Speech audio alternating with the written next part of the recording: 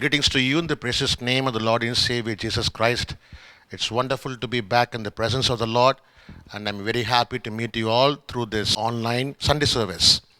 We are praying that we'll be able to get back to our normal services. We are awaiting even now a few government orders if we are allowed to have services on Sunday morning. If they are not proposing any lockdowns on Sundays, we will be having, as we announced earlier, on the third Sunday, our English service, predominantly because we want to have our communion table. We thank God for God has allowed us to come through 6 months of this year. It's not by our own efforts, it is by sheer grace of God that we are able to survive. In spite of all the odds that we have faced around us, as we look back, we thank God. Not only for the provisions that we have received, even our own life, it was very precious in the sight of the Lord. We have to thank God, and more than anything else that we look forward in the next 6 months of this year, let's look forward that we remain faithful unto Him and we will seek His will and purpose in our lives. Let's turn the Bible to Lord's Word this morning to Psalm 68 and verse number 9. We were meditating upon this on the first of the month. Psalm 68 and verse number 9. This is how the psalmist David says, "You shed abroad a plentiful rain, O God. You confirmed your inheritance when it was parched." The later part of the verse, you confirmed, the Lord confirmed His inheritance when it was parched. The word parched can be replaced, NIV says weary, when His inheritance became weary. We're going to meditate upon this verse, God willing, all through this month. I'll be dividing this verse into four major divisions. And today we're going to talk about that we are God's inheritance. That's what we're going to see today. And then in the coming week, God willing, we will see what are the reasons for the weaknesses of His inheritance. Because it says when it was parched. So next week we'll see if we are His inheritance, why are we going weak in our faithful living unto God? That's what we're going to see the following week. And the third week, God willing, we'll see God's strengthening process. In a weak inheritance of Him, how does God make goodness out of us? God did not give up with us, but Bible says He confirmed. He removed the weariness. He made sure that His inheritance will not be lost, but it will be possessing the possessions that God has promised us in the beginning of this year. And also there is one more, God willing, you'll also see that the purpose of His inheritance. So these are the four major divisions that we could meditate upon this word. The Lord will confirm His inheritance when it goes weary. David sang this song with a very good, victorious attitude. Probably this song was sung when he has gone for a battlefield and he has come back. Or probably he has come through a dry patch of his life. And now he is able to see God has brought him safely. God has given him a victory. And so he announces the wonderful blessings of God upon his life, how God was faithful. When you read Psalm 68 and verse number 1, the first verse of the psalm, you will see that David is being reminded that it was not man who stood with him, but it was God who stood with him.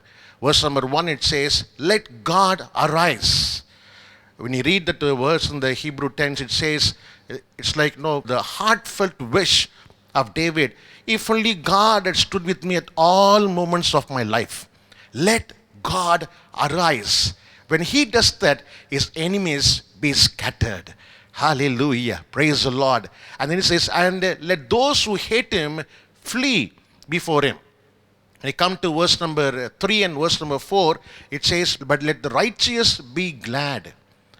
Let them exalt before God. Yes, let them rejoice with gladness.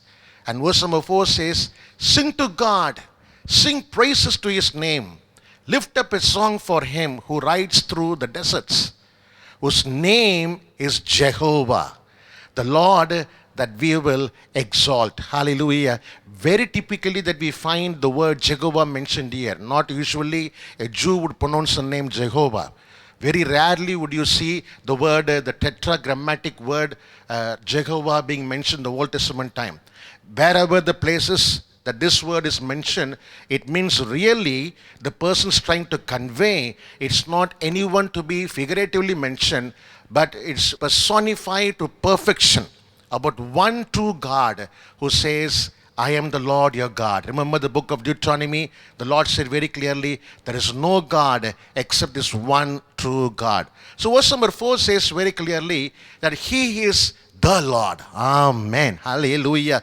In the second part of this year, I believe that God is very much mindful of His inheritance, mindful of His people. Of course, when His people face the enemies, when His people face all situations, Scripture says very clearly that the Lord will arise. There are a few conditions mentioned there. The Lord will arise for His righteous people. So the clear station that we need to carry on is that we need to remain righteous unto God, remain faithful unto God. Not because God has promised us we can be living a life of our own, but we are called to live a life worthy unto God. In all that we look for, then all that we are in need. And this morning, may the Spirit of God help us to understand what that we have is not an inheritance unto God, but we who are called by His name, we who are set apart for His glory and honor, we who are washed by His blood, we are His inheritance. Amen. Hallelujah. Praise the Lord. If we are well focused on this phrase, Lord, thank God that nothing that belongs to me is inheritance. Remember, all that we have received, all that we have, it's just the blessings of God. First of all, the Lord chose the people, and then He said, I will give you the land. Hallelujah. First the people and then the resources. It's not resources first and then the people. Already God created heavens and the earth for the sake of human being. Today people, they get so much deviated when they seek Lord for what they need. Here the psalmist says very clearly, Lord, you strengthen your inheritance. And what is your inheritance? Let me show you a few passages in the Bible to clearly tell you it is not what we have. It's not the education. It is not the house that we live. It is not the vehicle that we possess. It is not our name, fame, or any of our educational qualification. It is not our status. Nothing can be called God's inheritance. Let me tell you which is God's inheritance. Let me show you a few verses. When you see in Psalm 28 and verse number 9, Psalm 28 and verse number 9, it is said like this, save your people and bless your inheritance. Save your people and bless your inheritance. It said very clearly the people are His inheritance. There's a very typical Hebrew parallelism here where the poetical form usually talks about the people and then the personified one. The people are here claimed as the inheritance. When you come to Psalm 33 and verse number 12, Psalm 33 and verse number 12, blessed is the nation whose God is the Lord, the people whom He has chosen for His own inheritance. Hope you are with me. You can see that God did not mention of anything about the material things. God was clearly saying the people whom He has chosen for His own inheritance. And you come to one more Psalm, Psalm 78 and verse number 62. This is a passage where it says, He also delivered His people to the sword. When people went against Him, when His own people went against Him, Scripture says He delivered His people to the sword and was filled with wrath. He was filled with anger at His inheritance. Hallelujah. When we are His inheritance, when we are His people, remember we are not called to attract God's anger, God's wrath. Rather than we are called to attract God's favor, God's grace, God's loving kindness. One more verse let me give unto you as an example. Psalm 94 and verse number 14. Psalm 94 and verse number 14. The Lord will not abandon His people. Wow. See the next phrase. It's so beautiful for us to understand the passage. He will not forsake his inheritance. Amen. Hallelujah. He will not abandon his people. He will not forsake his inheritance. Today, you and me, we need to understand that more than what is happening around me, more than what I have, I don't have, I need to be very much concerned, very much bothered to ask myself, Lord, am I your inheritance, O Lord? Am I your property? The simple word that we can use is, I'm not my property, neither what I own is my property, but I am owned person by God himself. Remember the verses used there, we are chosen by him. We are chosen by him. This morning, let us understand the verse, Psalm 68 and verse number 9. The Lord will confirm his inheritance when it goes weary. Our Lord is the one, if we are his inheritance, the Lord will confirm us. The Lord will strengthen us. The Lord will be with us. It's not just the sake of provision. The Lord is trying to make sure that we will stick on to him. Be as his inheritance. Be worthy to be called as his people. That's what we see there. Now let's see how that we became as his inheritance. If at all we be very typical about Psalm 68, the psalmist talks about how the Israel people became the inheritance of God. How God saved them, how God protected them from the land of Egypt and brought them with an outstretched arm. Remember the salvation of Israel from the land of Egypt. But the salvation was only short-lived. They are called to come out of bondage to reach Canaan. But they did not make it to Canaan. The generation which left the bondage, they died in the wilderness. It's very typical and a very unique example we should not forget in any part of our life. Sometimes getting saved, salvation has become a very big process and a question and a challenge for human race. When we get saved, when we are born again, and when we accept Christ as the personal Savior, we need to retain that salvation experience till we enter the promised land. Hallelujah. But the Israel people, they forgot on the way. They forgot who they were. They forgot how God chose them. This morning, I want you to deeply understand this. The three major things I want to tell unto you. Why did God choose you as his inheritance? Maybe your neighbor does not worship Jesus Christ. Maybe one of your family members still not yet saved. But you have a clear conviction that you are a child of God and you are his inheritance. But when you say you are his inheritance, what should come to our mind? What should be something, I should not say a proud factor, but should say, what can be that will run in my heart and make me, as Psalmist says, I will exalt the Lord. I will sing songs unto him. Why? Because he is the Lord. He will rise for his righteous people, and the enemies shall be scattered. Hallelujah. Three major things that I glean in this passage, Psalm 68 and verse number 9. As you look back in the Old Testament time, the three major things that God saw or God did in the life of those people whom he calls as his inheritance. Whom he says, more than anything what I see in you, I am seeing yourself. I am seeing your soul, body and your spirit. You are my inheritance. Then comes the land of Canaan. Then comes the goat, sheep and the oxen. Then comes the gold and silver. Then comes what people talk about you. Then comes everything. The first thing is, you are a worshipper of Yahweh. Hallelujah. You are a set apart nation for the Lord. The first thing you need to remember that God made us his inheritance by covenant. If you can say the word covenant. Yes. God made us inheritance by a covenant. When you come down to the book of Exodus and chapter number 19, Exodus chapter number 19 and verse number 5, you read there, God said unto Moses like this, now then, if you will indeed obey my voice, listen to the passage carefully, indeed obey my voice and keep my covenant. Wow. Obey my voice and keep my covenant, then you shall be my own possession. Wow, praise God. In some other version it says, you shall be my treasured possession. Amen. God doesn't see gold as a treasure. God doesn't see silver as a treasure. God doesn't see the valuables what man sees as a treasure. God don't see them as treasures. God says, my people are my treasured possession.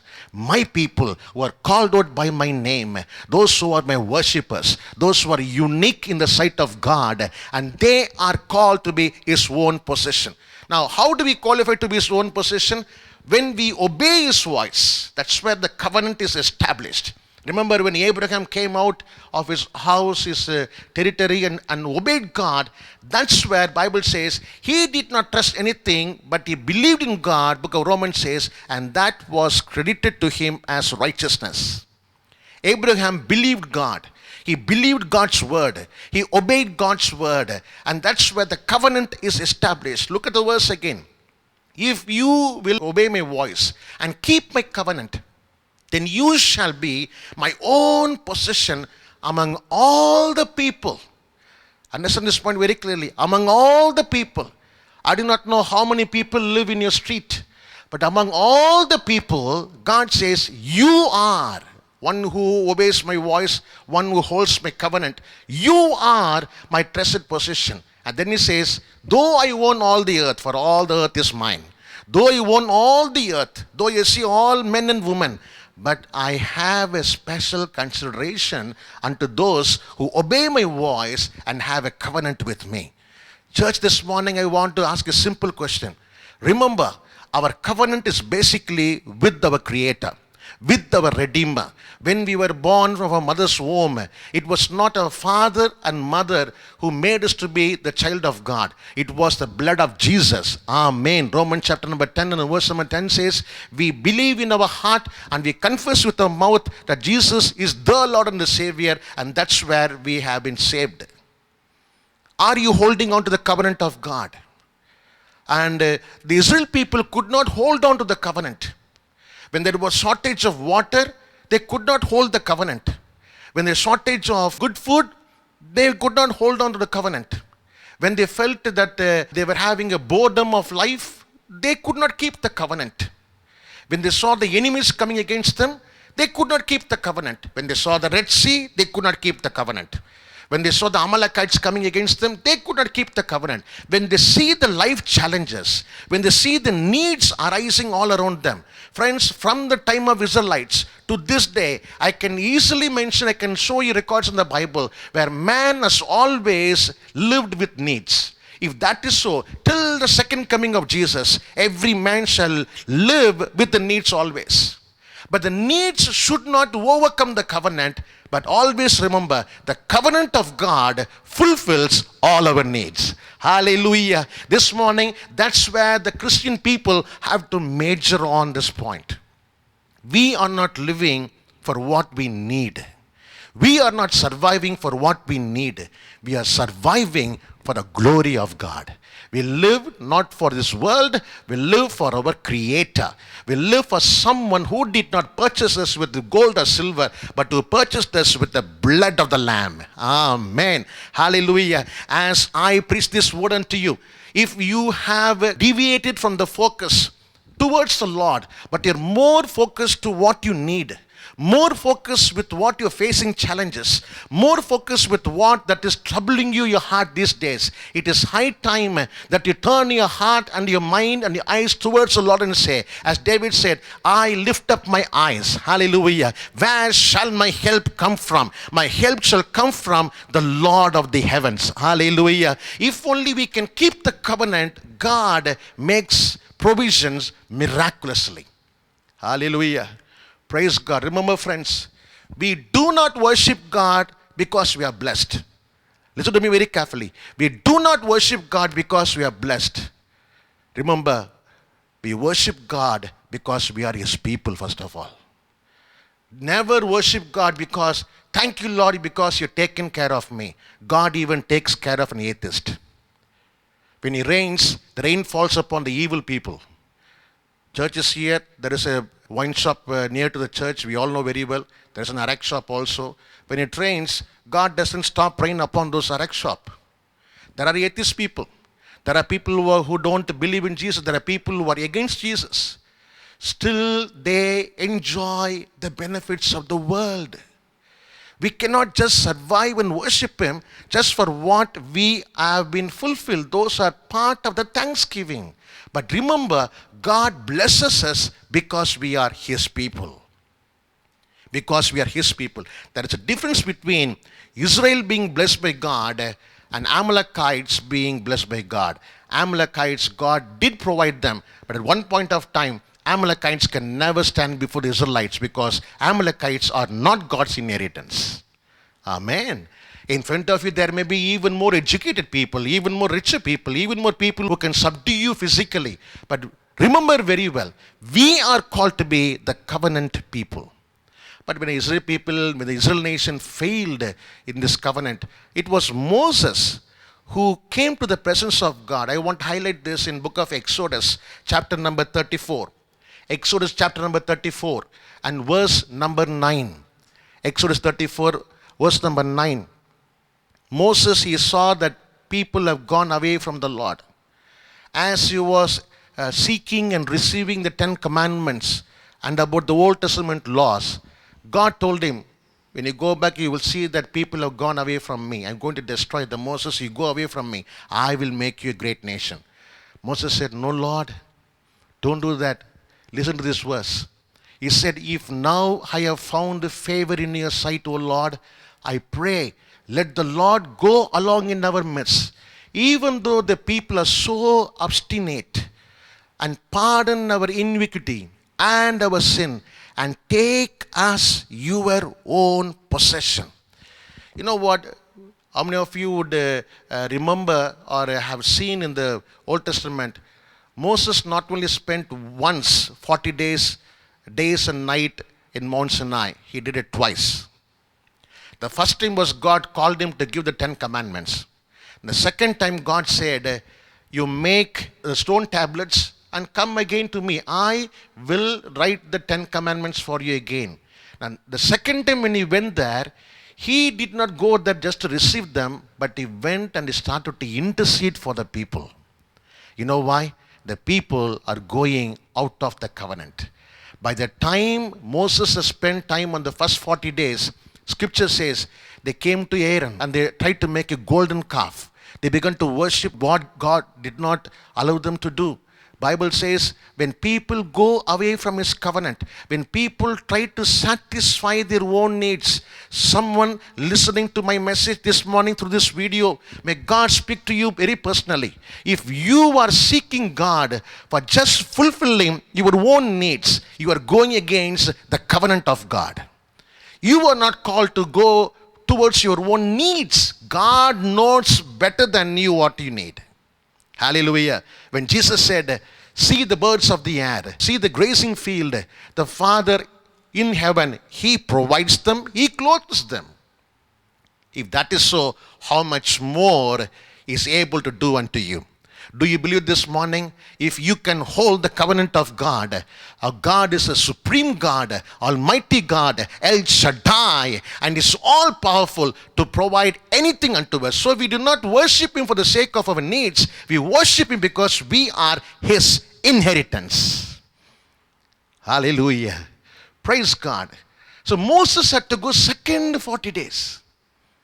He had to intercede and cry and weep. If he had not done that, possibly on that day only Moses would have been alive and God would have destroyed every other people except Joshua and Caleb, those who have been faithful to God. On that day, Levites killed 8,000 people, those who were worshipping the golden calf. He went and smashed the golden calf. He literally dissolved them in the water. That was the anger of Moses. How much more the Lord would be angry when we try to fulfill our own desires. When we try to take the best out of the Lord to fulfill our own desires. Friends, let the covenant of the Lord remain better than our needs always. Hallelujah. Remember when Moses spent 240 days, one to receive the law for the people, next time to pray for the people, intercede. I want to compare this in the life of Jesus. When Jesus started His ministry, after he took baptism in the Jordan River, the Spirit of God drove him into the wilderness. And he prayed and he fasted for 40 days and 40 nights. And he came back with the power of God and he began to preach, repent for the kingdom of God is near. That's the first part. And the people who were supposed to listen to him, accept him, did not listen. The same way the people supposed to listen at Mount Sinai, Jesus also went and preached to the Jewish people. They did not listen.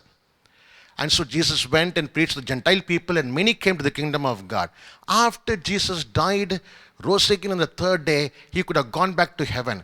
But scripture says he was in this earth for next 40 days. What did he do? He made sure that his people, those who are covenanted with him, those who are called to be his disciples, they will be equipped. They will not go back to their boats and the nets. They will not see that the daily needs are the priority of their life. But Jesus made them very sure, saying that you shall tarry in Jerusalem. You shall receive the power from above. When you do that, you will know what is the covenant of God will do. You shall be my witness in Jerusalem, Judea, and Samaria. Before he said that and left this world to go back to heaven, remember friends, he had spent a solid 40 days with them. The beauty of the Bible is that Bible doesn't record every of the 40 days of what he was speaking to the disciple. But one thing we can be very sure, those 40 days were enough to be the foundation of what the church is today. Hallelujah. That no devil could come and take a hold of the situation. No Pontius Pilate, no chief priest, no Judas Iscariot could stop when Jesus could handle his own covenantal disciples. Hallelujah. I tell you, when you are close with God, when you are covenant with God, nothing in this world can separate you from the love of Christ. So number one, we are his inheritance by the covenant of God. Number two, we are his inheritance by the promise of God. Hallelujah. Let's say it together. I am his inheritance by his promise. Praise God. When you come to the book of Deuteronomy, chapter number 9, and verse number 3 onwards. Deuteronomy chapter 9, verse number 3 onwards. Know therefore today that it is the Lord your God who is crossing over before you as a consuming fire. What was it trying to say? You as a people who are not used for warfare, you're going to enter the land of Canaan. But you have to drive out your enemies. But you are not going to drive them out. I am going to drive them out. Now then it says, when you see that the enemies are fleeing, remember Psalm 68 verse number 1, the Lord shall arise and the enemies shall scatter. Isn't it?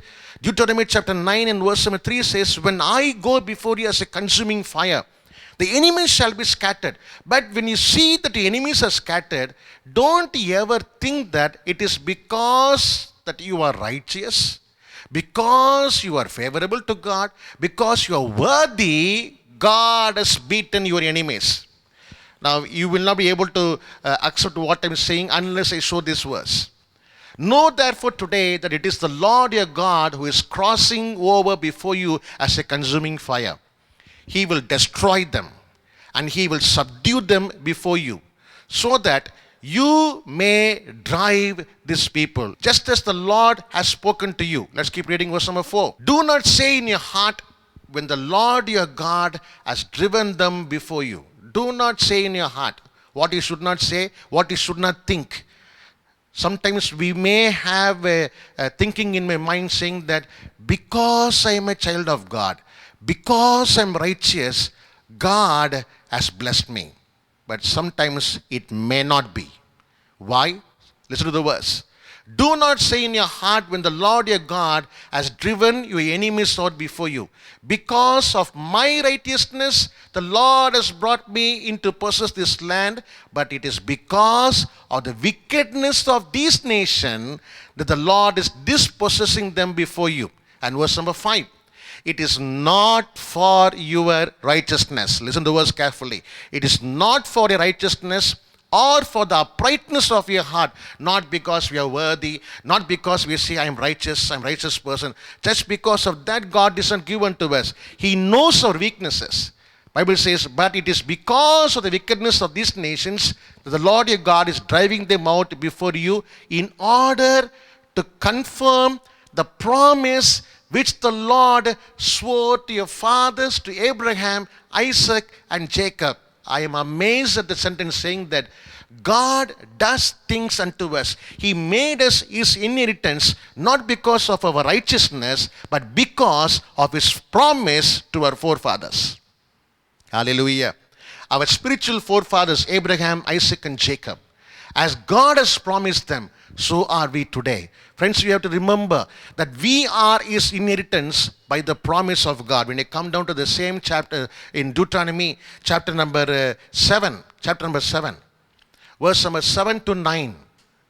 The Lord did not set his love on you or choose you because you were more in number. Don't think that because I have the capacity more in number than any other people. For you were the fewest of all people.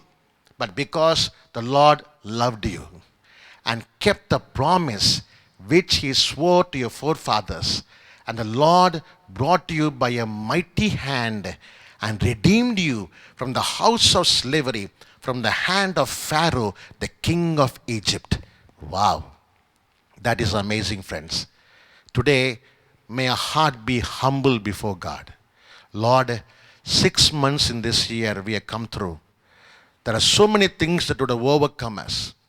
The Lord did not protect us because we are high in number, because we are righteous, because we are upright, because we are faithful to God.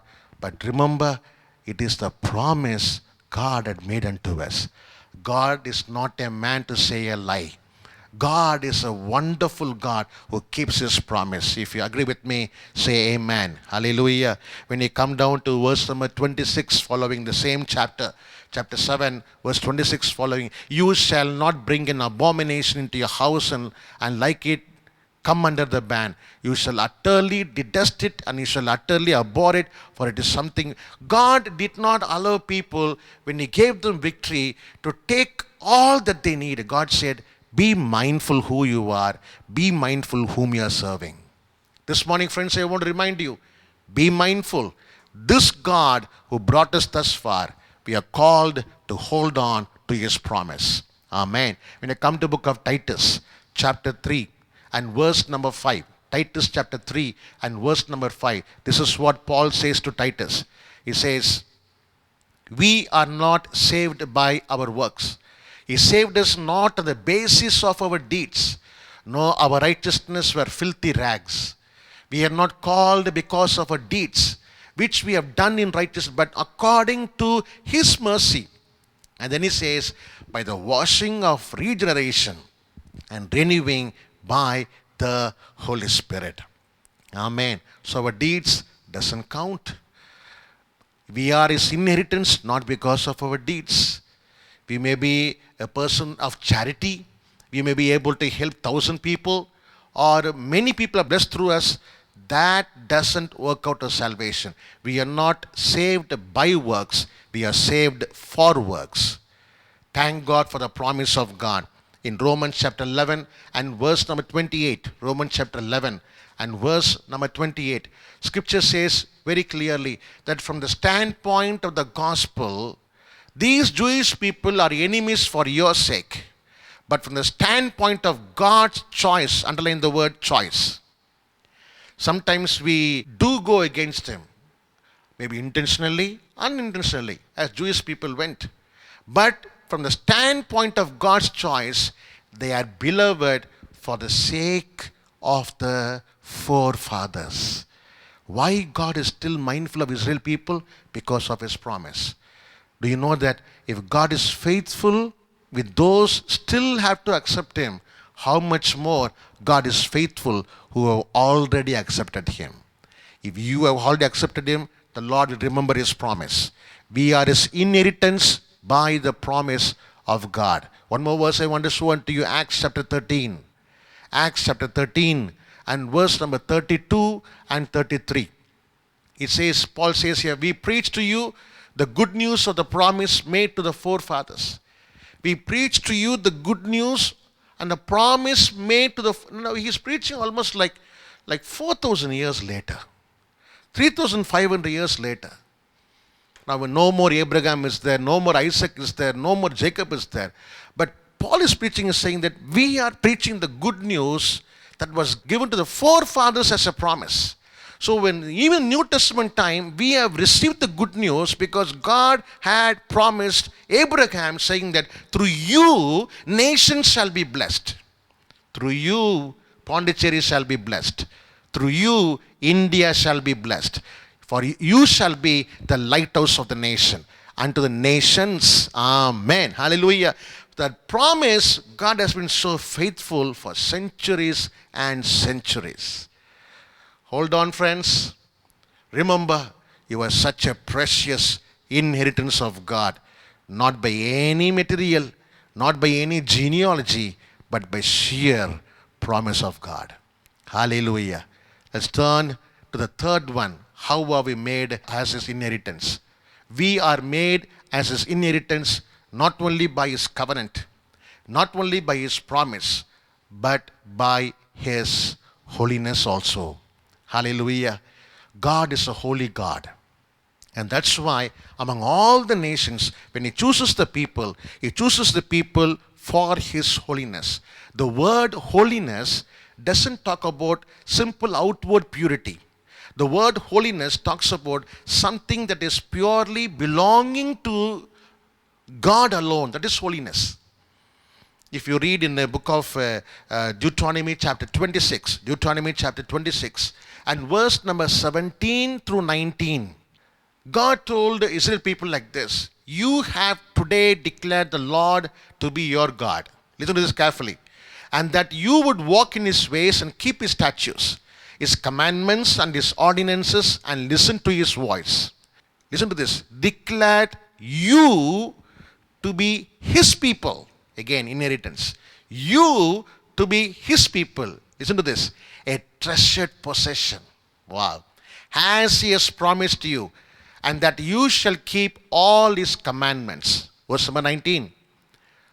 If that is so, if God has made you as a treasured possession, if God has made you as his inheritance, what does it mean? That he will set you high above all nations, which he has made for praise, fame, and honor. Listen to this carefully. That you shall be a consecrated people to the Lord your God. The word consecration talks about holiness. You will be a consecrated people. In other words, you will be a set apart people. You will not be a people of this world. You will not have a pattern of this world. You will not be like an Amalekite. You will not be like a Moabite. You will not be like a Philistine. But you will be an Israel nation. God had a uniqueness for them. The uniqueness of Israel people is not based on who they were. The uniqueness was based on God's holiness. Hallelujah. Today as Christians, our credibility doesn't come from our name or from a religion. Our credibility comes from the holiness of God. Hallelujah. Why are today even the Satan tremble when we pronounce the name of Jesus? Because it's one holy God. Hallelujah. Remember, we are called to be a holy nation. We are set apart. What do you mean by set apart? Remember when Abraham was called out, he left his father, mother, and everything, and he had nothing in his hand. He just said, now I no longer belong to what I was before. Once God has called me, I belong to my God. He set apart himself. That is what he call consecration. That is what he call holiness. And when he came out to say, I am yours, and that's where he believed in God. He became a righteous man, and God made nations out of him. If you agree with me, amen. Praise God. Friends, this morning I want to highlight this to you. You are called to be God's people, God's inheritance, because of his holiness. Hold on to your holiness. Do not compromise. Do not sell your holiness for any of the worldly pleasures. Do not see what the world is trying to say. This world is not struggling in this moment. People feel lonely. People, they get drunk when the bars are open, they get drunk. People commit adultery. People commit murder. People commit suicide. We are not acknowledged, we are not identified among those people. God doesn't want you to be identified among those people. Why? The Lord has set you apart. You are God's child. You are His inheritance. You are His treasured possession. God says, above all other nations, I shall lift you up. Hallelujah. Lord, if I am your inheritance, O Lord. Now, as I have been preaching all these minutes now, have you ever come across about God's provision, what I'm talking here? We have been talking about His covenant, His promise, His holiness. Did you ever note that in all these things, God did not major on people need. God was majoring on people themselves. God was saying that if you are my inheritance, if you are my treasured possession, you do not be worried about what you need. I shall provide you more than what you need. So what happens immediately? What we do, Lord, because we are your possession, this is what I need. We try to put a list. That's what Israel people did in the wilderness. Because you called us out, because we came out, because now we obeyed what you said to the voice of Moses, because we obeyed you, we want water. We want meat to eat. We want this, we want that. Now, this is where we set aside the covenant of God. We go against the promise of God. We go against the consecration unto God. Church, it's not wrong to pray for our needs. Yes, we are concerned. We do have our own needs. We do have our pitfalls. We do have our struggles. We need to pray for them. But what I'm trying to say is very simple, very clear. Do not make your needs and wants more than who you are. You are more and more and more important than what you need. Hallelujah. God is mindful of your children. God is mindful of your work. God is mindful of your financial needs. Do not be worried day and night and worried about those needs and forget the covenant of God. God is prophesying unto you this morning. If you can hold on to my covenant, if you can be my inheritance as I promised you, if you consecrate yourself, you shall see miraculous provision. Amen. And Elijah obeyed God. God ordered the ravens to feed him. Amen. And because that the old widow, she was able to obey Elijah, and she did not go empty-handed till the rain visited the land. And God was so favorable unto His people. How many miracles and wonders we are counting in the Bible, friends. And those miracles and wonders are done unto the people, not because they are in need, but because they are covenant people. They are promised nation. They are set apart for the Lord. Hallelujah. Today and in this month and the months to come, remember, we are called to possess the possession. And to possess the possession, we need to be first of all God's possession.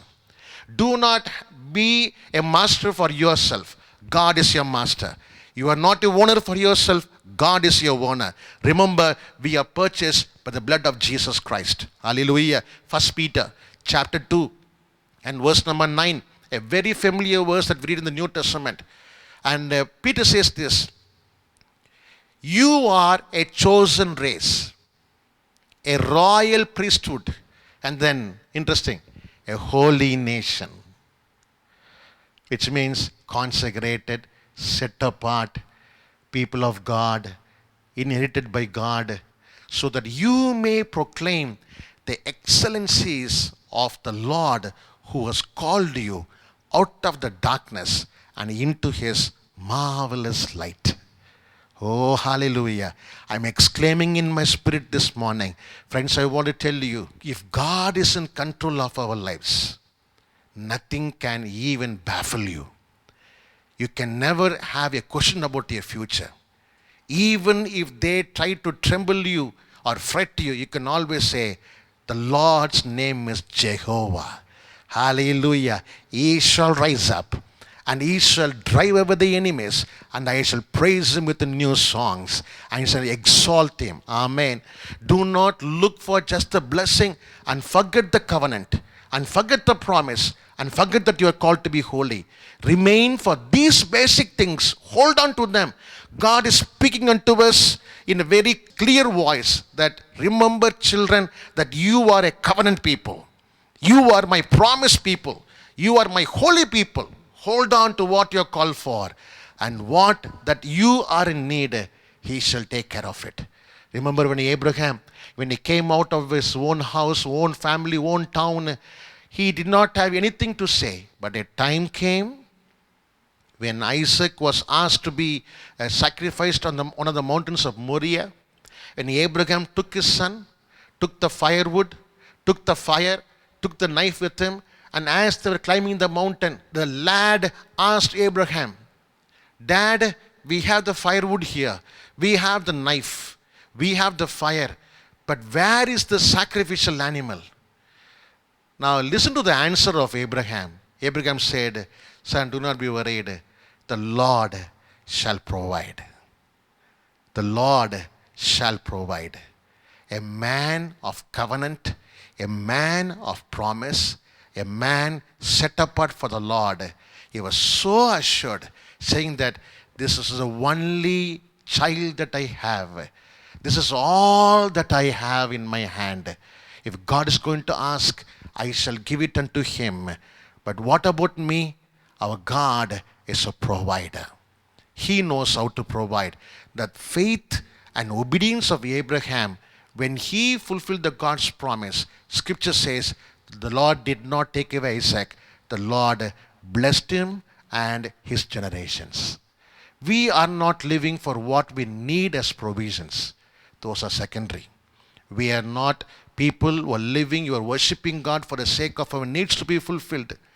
Again, next time when you start to pray, just think about what kind of prayer request are we praying.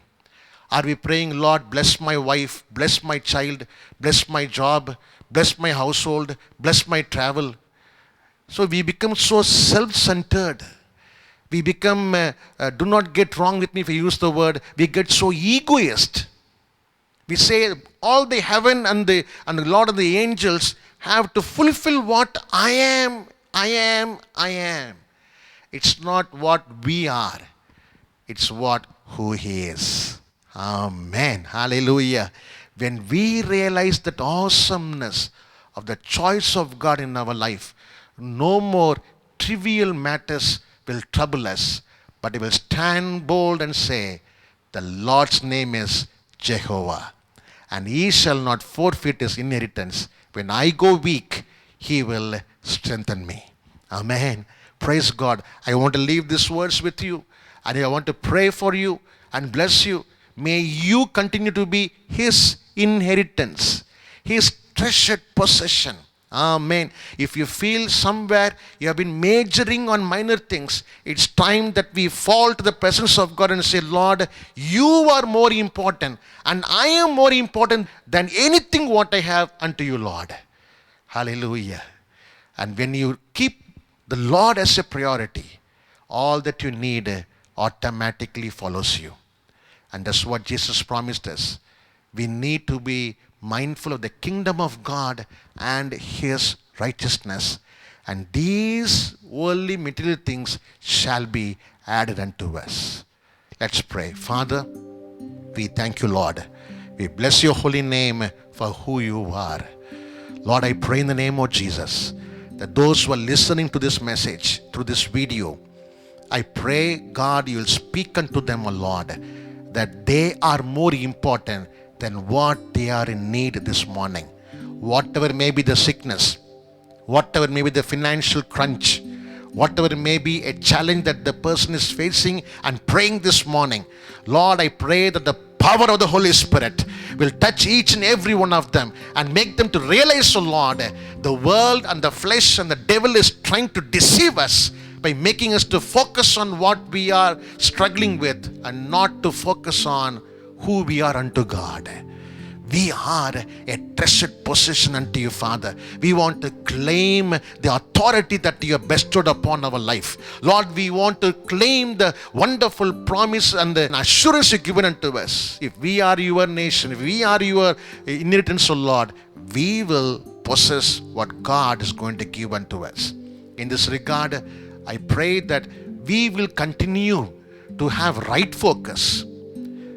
right attention about God and His covenant, His promise, and set apart ourselves for your holiness, O Lord, for we are called to be holy people.